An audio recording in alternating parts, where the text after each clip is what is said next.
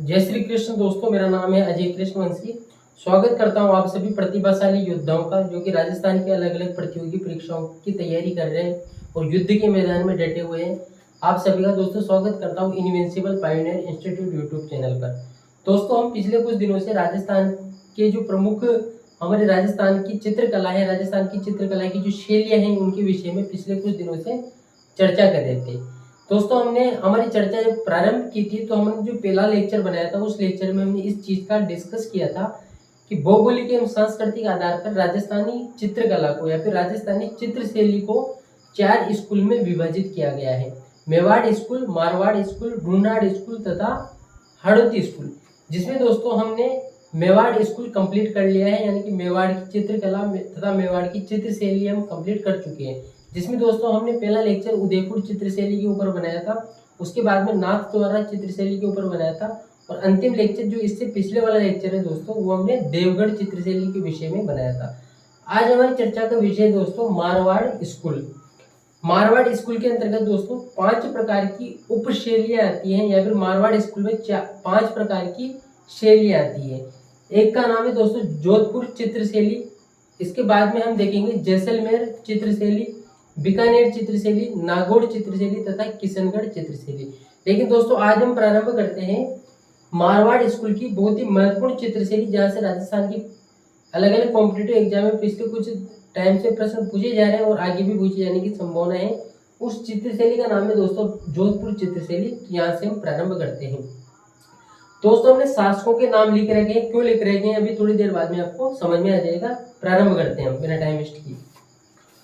दोस्तों, ऐसा माना जाता है कि राव मालदेव के शासनकाल के दौरान ही जोधपुर चित्रशैली का प्रारंभ होता है, यानी कि जोधपुर चित्रशैली जो अस्तित्व में आई वो राव मालदेव के शासनकाल के दौरान ही अस्तित्व में आई है।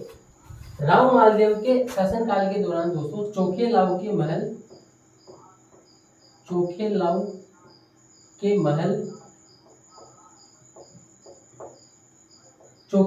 महल की जो भित्ति चित्र हैं वो काफी प्रसिद्ध माने गए दोस्तों। भित्ति चित्र, थोड़ी राइटिंग मेरी इतनी अच्छी नहीं है, लेकिन जो मैं आपको कंटेंट डिलीवर कर रहा हूँ, जो मैं आपके साथ जानकारियां साझा कर रहा हूँ दोस्तों, ये भारत तथा राजस्थान सरकार की प्रमाणित पुस्तकों के आधार पर तैयार की गई जानकारियां मैं आपके साथ साझा कर रहा हूँ। इनमें कोई किंतु परंतु नहीं है, ऑथेंटिक जानकारी मैं आपके साथ साझा कर रहा हूँ। इन जानकारियों के आधार पर दोस्तों आप रीट भी लगा सकते हो। अगर कोई क्वेश्चन में संदेह हो तो या तो क्वेश्चन डिलीट होगा, संशोधन होगा, या फिर सभी को बराबर नंबर वितरण होगा। तो आप जानकारियों के लिए निश्चिंत रह सकते हो। बावजूद इसकी मेरी हैंड राइटिंग थोड़ी खराब है, राइटिंग के मामले में कॉम्प्रोमाइज कर लेना, लेकिन कंटेंट के मामले में आप कॉम्प्रोमाइज करने की कोई भी आवश्यकता नहीं है। राव मालदेव के शासनकाल के दौरान जोधपुर चित्रशैली का प्रारंभ माना जाता है। राव मालदेव के शासनकाल के दौरान चोखेलाव के महल की भित्ति चित्र अस्तित्व में आए। इसके अलावा दोस्तों चोखेलाव के महल के जो भित्ति चित्र दोस्तों वो अस्तित्व में आए। इसके अलावा एक ग्रंथ है जिसका नाम है उत्तरदयन ग्रंथ।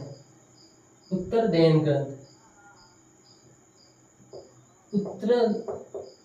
ग्रंथ ये जो दोस्तों ये जो ग्रंथ है ये चित्रित ग्रंथ है, यानी कि हम कह सकते हैं राव मालदेव के शासनकाल के दौरान चोखेलाव के महल के भित्ति चित्र अस्तित्व में आते हैं।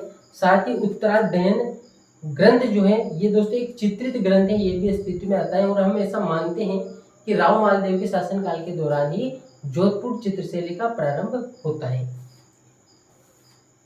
1623 दोस्तों मैंने क्यों लिख रखा है, इसका क्या महत्व है? तो 1623 के दौरान एक महत्वपूर्ण घटना घटित होती है। 1623 के अंतर्गत दोस्तों जोधपुर रियासत में एक चित्रकार था, जोधपुर यानी कि मारवाड़ रियासत में एक चित्रकार था जिसका नाम है दोस्तों वीर जी।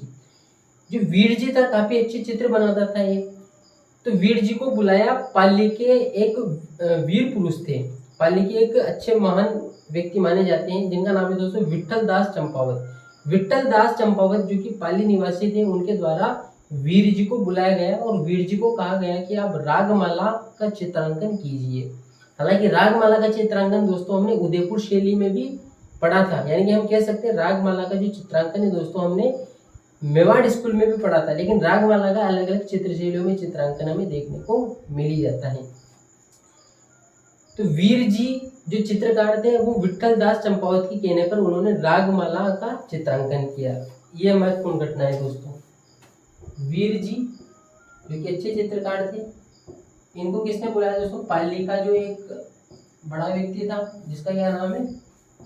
विट्ठल दास चंपावत। विट्ठल दास चंपावत जी के द्वारा दोस्तों वीर जी को बुलाया गया और वीर जी के द्वारा दोस्तों रागमाला चित्रावली का चित्रांकन किया गया। रागमाला चित्रावली का चित्रांकन किया गया। ये बहुत ही महत्वपूर्ण जानकारी है दोस्तों। और रागमाला चित्रावली का दोस्तों एक ऐतिहासिक महत्व भी है। राजस्थानी चित्रकला के इतिहास में रागमाला चित्रावली का अपने आप में एक ऐतिहासिक महत्व है, जिसका चित्रांकन वीर जी के द्वारा किया गया। और किसके कहने पर किया गया? विट्ठल दास चंपावत के कहने पर किया गया। ये जानकारी दोस्तों में निश्चित तौर पर हमारे मस्तिष्क में होनी चाहिए। जो सूर सिंह है दोस्तों, इसके शासनकाल के दौरान ढोला मारू जो कि दोस्तों एक प्रेम कहानी, प्रेमाख्यान है ये। ढोला मारू तथा भागवत पुराण, ढोला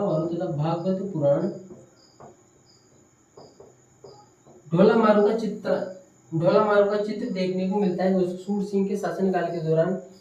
मेरे पास दोस्तों डिजिटल बोर्ड नहीं तो मैं आपको ढोला मारू का चित्र कैसे होता है वो आपको दिखाई देता, लेकिन आपके पास मोबाइल है तो वीडियो समाप्त होने के बाद में आप जिन भी चित्र का मैं आपके साथ डिस्कस कर रहा हूँ वो चित्र आप इंटरनेट पे जरूर सर्च करना, ताकि आपके दिमाग में उस चित्र के बारे में की इमेज भी बने, और इमेज बनना काफी अच्छी बात होती है। तो दोस्तों सूर सिंह जो कि जोधपुर रियासत का शासक था, उसके शासनकाल के दौरान एक तो ढोला मारू चित्र अस्तित्व में आता है, ढोला मारू का चित्रांकन होता है।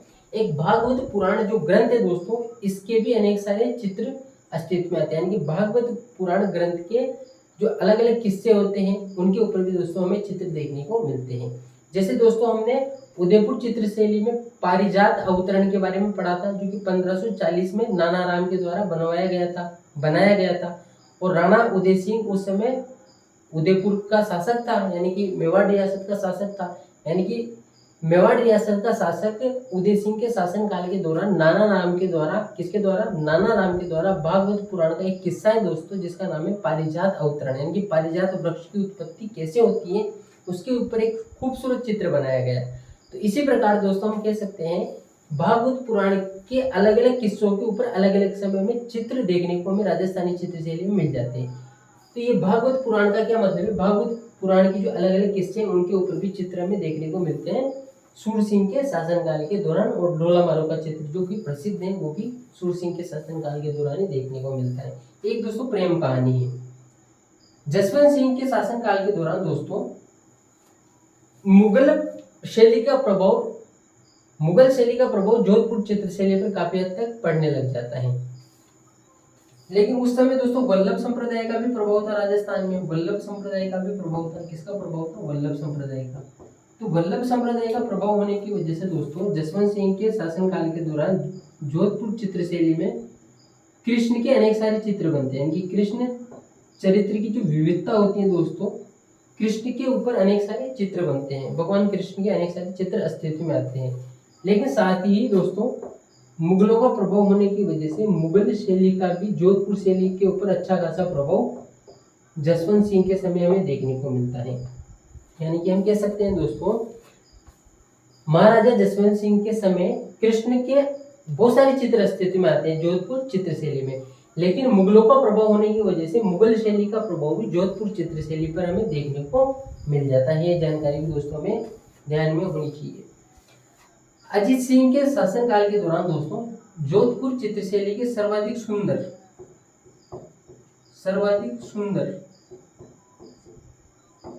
और सजीव चित्र देखने को मिलते हैं। सर्वाधिक सुंदर और सजीव चित्रण देखने को मिलता है। सजीव चित्रण का मतलब क्या है दोस्तों? चित्र पहले भी मैंने एक बार बताया था, चित्र आप भी बना सकते हो, मैं भी बना सकता हूँ। चित्र बनाना कोई बड़ी बात नहीं है, लेकिन चित्र ऐसा बने कि वो चित्र कुछ बोल उठे। यानी कि कोई ऐसा चित्र बनाया हो दोस्तों, जैसे अभी किसी भी प्राकृतिक परिवेश का बना दिया हो, जैसे पहाड़ है, पहाड़ के उस ओर गाय हैं और गायें चर रही है जैसे, और सूर्य उदय हो रहा है, एक हम बनाए, एक आप बनाए, एक कोई ऐसा बड़ा पेंटर बनाए, तो उसमें अंतर तो होगा ना। तो जो बड़ा पेंटर बनाता है वो क्या करता है दोस्तों, वो जो चित्र बनाता है उसमें ऐसा लगता है वास्तव में गए यहाँ पर हैं, सूर्य उदय हो रहा है और एकदम अपने आंखों के सामने ऐसा सजीव दृश्य वो पनप जाता है। यानी कि हमें हमें ऐसा लगता है जैसे हम लाइव देख रहे हैं उस चीज को, जबकि वो लाइव होता नहीं है। तो सजीव चित्रण का मतलब यही होता है। अजीत सिंह के शासनकाल के दौरान जोधपुर शैली के सर्वाधिक सुंदर तथा सजीव चित्र बनते हैं, यानी सजीव चित्रण होता है।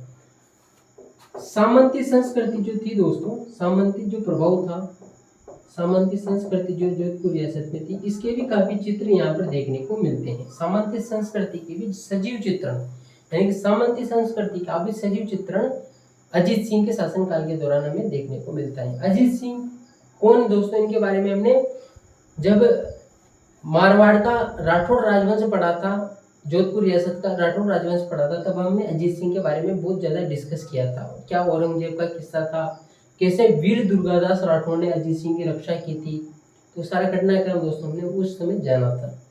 फिलहाल हम चित्रकला की बात करें तो हम इतिहास में ज़्यादा इन्वॉल्व नहीं हो सकते। अजीत सिंह के शासनकाल के दौरान दोस्तों सर्वाधिक सुंदर और सजीव चित्रण देखने को मिलता है। सामंती संस्कृति का प्रभाव हमें देखने को मिलता है। उसके बाद में दोस्तों, अच्छा एक चीज हमें दोस्तों ये जरूर ध्यान में रखनी है कि जो जोधपुर चित्र शैली है इसमें कौन कौन से रंगों का प्रयोग हुआ है। तो पीले और हरे रंगों का अधिक प्रयोग हुआ है। अगर आपके एग्जाम में आ जाता है कि कौन से रंगों का अधिक प्रयोग हुआ है, तो लाल और पीले रंगों का अधिक प्रयोग हुआ है। कौन से रंगों का, लाल और पीले रंगों का अधिक प्रयोग हुआ है। पीले रंग बॉर्डर में बनाए गए हैं और लाल रंग बॉर्डर के अंदर है। तो लाल और पीले रंगों का दोस्तों अधिक प्रभाव हमें देखने को मिल जाता है।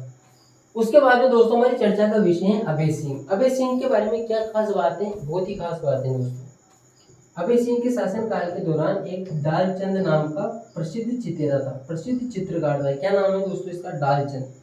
डालचंद ने दोस्तों एक चित्र बनाया है। कौन सा चित्र बनाया है वो, महाराजा अभय सिंह ऐसे बैठे हुए हैं और उनके सामने जो नृत्यांगनाएं हैं, जो नर्तकियां हैं, वो नृत्य कर रही है। और वो दोस्तों वो चित्र इतना खूबसूरत है, वो इतना सुंदर है कि वो मेहरानगढ़ के म्यूजियम में भी रखा हुआ है, मेहरानगढ़ के संग्रहालय में भी रखा हुआ है और जयपुर के संग्रहालय में भी वो चित्र सुरक्षित है। यानी कि महाराजा अभय सिंह डांस देख रहे हैं और उस डांस को देखते हुए उनका जो चित्र बनाया दोस्तों, वो किसने बनाया, डालचंद ने बनाया। और ये चित्र काफी खूबसूरत है, आप इंटरनेट पे जरूर इस चित्र को देखना दोस्तों, ये काफी खूबसूरत चित्र है। यानी कि महाराजा जो अभय सिंह है वो क्या देख रहे हैं दोस्तों, नृत्य देख रहे हैं ये। और महाराजा अभय सिंह का नृत्य देखते हुए ये जो चित्र बनाया डालचंद के द्वारा बनाया गया, काफी प्रसिद्ध चित्रकार है दोस्तों। तो हम साथ में दोस्तों हम चित्रकारों के विषय में भी चर्चा करें, तो आप चित्रकारों के नाम भी जरूर ध्यान में रख लेना दोस्तों। ये अभय सिंह कौन है, ये अभय सिंह वो ही है जिसके समय खेजड़ली गांव में क्या हुआ था, खेजड़ली गांव में विष्णु समाज के लोग खेजड़ी के वृक्षों को बचाने के लिए वृक्षों से लिपट गए थे। अमृता देवी विष्णु के नेतृत्व में घटनाक्रम पढ़ा होगा दोस्तों आपने, विष्णु संप्रदाय जब हमने पढ़ा था उस समय पढ़ा था। मारवाड़ रियासत में दोस्तों जब हमने अभय सिंह के बारे में पढ़ा था तब भी वो घटनाक्रम पढ़ा था। घटना कब की है आप कमेंट करके बताओ, कितने लोग मारे गए थे, कितने लोग शहीद हुए थे, कितने पुरुष थे, कितने महिलाएं थे, तो आप कमेंट करके जरूर बताना। अभय सिंह के शासनकाल की वो घटना है दोस्तों, खेजड़ली ग्राम में जो घटना घटित हुई थी। मानसिंह का शासनकाल दोस्तों, मानसिंह राठौड़ का शासनकाल जोधपुर चित्रशैली का स्वर्ण काल माना जाता है, स्वर्ण काल माना जाता है। यानी कि जो जोधपुर चित्रशैली है दोस्तों, इसका चरमोत्कर्ष, जोधपुर चित्रशैली का दोस्तों जो चरमोत्कर्ष है वो चरमोत्कर्ष है दोस्तों, वो मानसिंह के शासनकाल के दौरान में देखने को मिलता है। हमने दोस्तों जब नाथ संप्रदाय के विषय में चर्चा की थी राजस्थान के संत और संप्रदाय के दौरान, तब हमने एक बात पर डिस्कस किया था दोस्तों कि नाथ संप्रदाय की सबसे प्रधान पीठ कहाँ पर है राजस्थान में। तो नाथ संप्रदाय की सबसे प्रमुख पीठ राजस्थान में महामंदिर है, और महामंदिर कहाँ पर है दोस्तों, जोधपुर में है। और इस महामंदिर का निर्माण जो कि नाथ संप्रदाय की राजस्थान में प्रधान पीठ है, इस महामंदिर का निर्माण दोस्तों मानसिंह के द्वारा ही करवाया गया। मानसिंह खुद नाथ संप्रदाय से दीक्षित था और ये खुद नाथ संप्रदाय का अनुयायी था। और नाथ संप्रदाय क्या है दोस्तों? शैव मतावलंबियों का एक संप्रदाय है, यानी कि जो शिव को मानते हैं उनका संप्रदाय है। तो मानसिंह जो दोस्तों नाथ संप्रदाय का अनुयायी था, नाथ संप्रदाय का क्या था? ये अनुयायी था। इसके द्वारा दोस्तों जो नाथ संप्रदाय के साधु संत हैं उनके अनेक सारे चित्र इस कालखंड में हमें देखने को मिल जाते हैं। मानसिंह के शासन काल के दौरान दोस्तों बहुत सारे चित्रकार थे जो काफी प्रसिद्ध थे।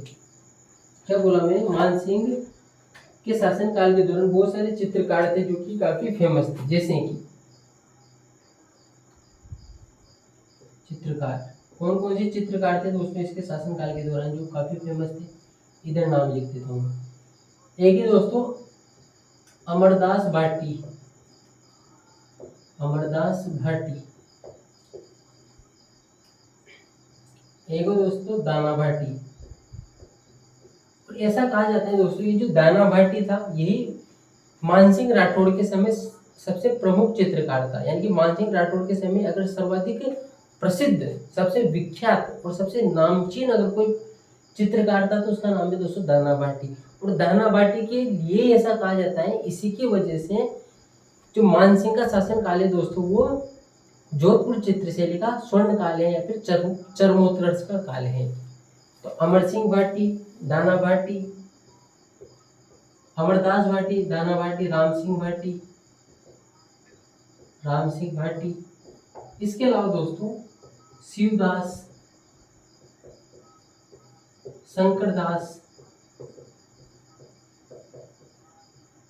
माधवदास,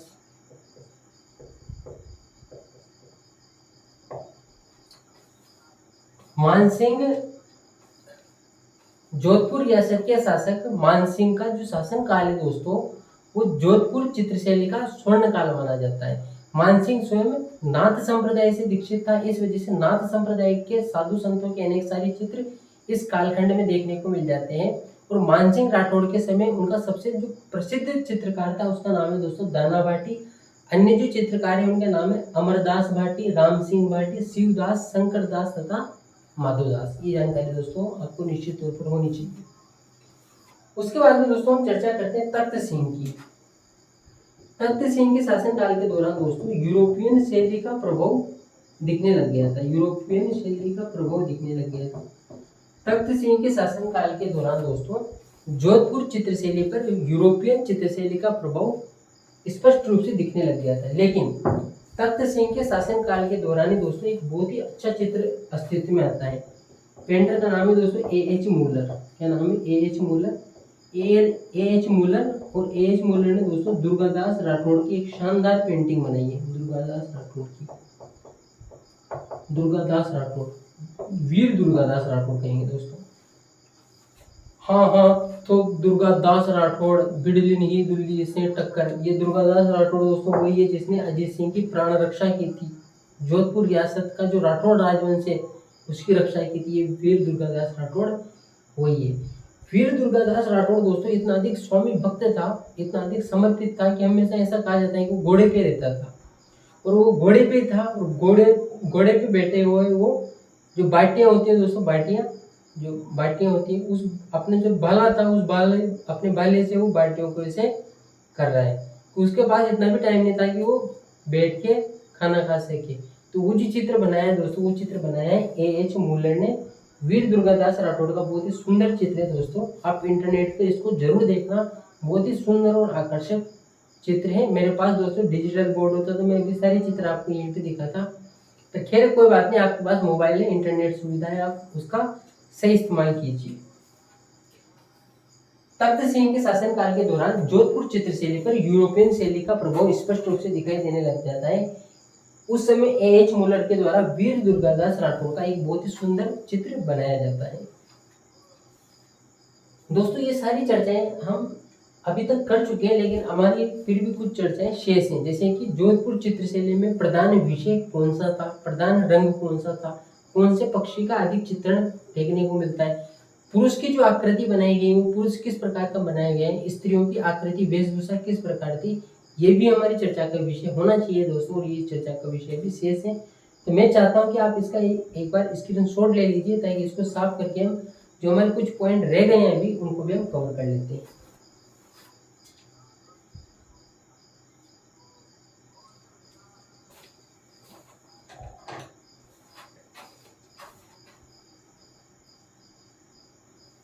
दोस्तों उसके बारे में आप जरूर बताना, जो अभय सिंह के शासनकाल के दौरान जो खेजड़ी ग्राम में घटना घटित हुई थी वो कब घटित हुई थी?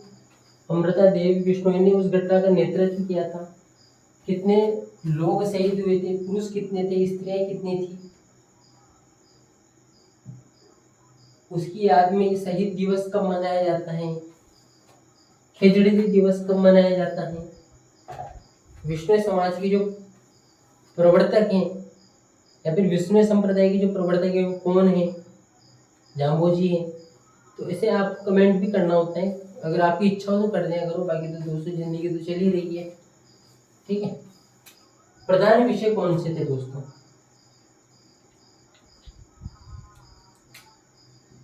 ये बहुत ही महत्वपूर्ण हो जाएगा दोस्तों हमारे लिए कि जोधपुर चित्रशैली में प्रधान विषय कौन से थे। दोस्तों आपको जानकर हैरानी नहीं होनी चाहिए कि जोधपुर चित्रशैली में जो प्रधान विषय हैं दोस्तों, जोधपुर चित्रशैली में जो दोस्तों प्रधान विषय है वो है प्रेम कहानियां। प्रेम कहानियां, प्रेमाख्यान, प्रेमाख्यान, प्रेम कहानियां दोस्तों जोधपुर चित्रशैली का प्रधान विषय है। कौन कौन से प्रेम कहानियों के ऊपर यहाँ पर चित्र में देखने को मिल जाते हैं? डोला मारू के ऊपर दोस्तों चित्र में देखने को मिल जाते हैं, डोला मारू या फिर डोला मरवड़। इसके अलावा दोस्तों महेंद्र मूमल के ऊपर हमें चित्र देखने को मिल जाते हैं। रूपमती बाज बहादुर के ऊपर चित्र हमें देखने को मिल जाते हैं। कल्याण रागिनी के ऊपर दोस्तों में चित्र देखने को मिल जाते हैं। एक बार फिर से दोस्तों मैं रिपीट करना चाहता हूँ, जोधपुर चित्रशैली का प्रधान विषय प्रेम कहानियां रही है, प्रेम आख्यान रहे हैं। इस चित्रशैली में दोस्तों हमें डोला मारू, महेंद्र मूमल, रूपमती बाज बहादुर, कल्याण रागिनी आदि प्रेम कहानियों के चित्र देखने को मिलते हैं। अगला दोस्तों हमारा विषय है कि जो जोधपुर चित्रशैली है इसमें किस रंग का ज्यादा प्रयोग किया गया? किस रंग का दोस्तों इसमें ज्यादा प्रयोग किया गया?